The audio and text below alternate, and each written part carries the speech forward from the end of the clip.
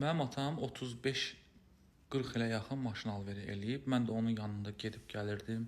Batamdart maşın bazarına, Sumqayıt maşın bazarına və mən oradan yadımda qalıb ki, bizdən gəlib maşın alanda onu aparırdılar ustaya yoxlatdırırdılar. Yəni motorunu, kraskasını, probegini, hər bir şeyini yoxlatdırırdılar. Hətta 5000 manatlıq maşın alanda belə onu 3-4 fərqli yerdə yoxlatdırırdılar. Hər dəfə yoxlatdıranda da ustaya 20 manat, 30 manat pul verirdilər. Düz eləyirdilər. Çünki alırsansa bunu yoxlayıb almalısan. İndi ev işindəyəm, ev alqı-satqısı işindəyəm. Cəmaət gəlib 250 minə, 300 minə ev alır, evi yoxlatdırmır. Evə, yəni necə deyim, belə də gəlir, baxır, xoş gəlir, alır, amma yoxlatdırmır. Bunu bir mütəxəssis, bir professional adam yoxlamalısan, əsas da qiymətini. Deməli, bizdə qiymətləndirmə xidməti var. Fərqi yoxdur, evi bizdən alın və yaxud da ki, başqa birindən alın.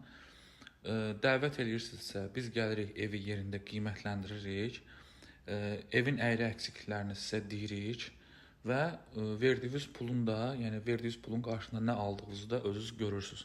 Və əsas gətirərək, yəni izah eləyərək onu qiymətləndiririk ki, bax bu səbəbə görə bu evin qiyməti bu qədərdir. Hətta bəzən elə olur ki, evin qiymətini daha münasib eləmək üçün alan adama köməklik də eləyirik. Buna qiymətləndirmə deyirlər.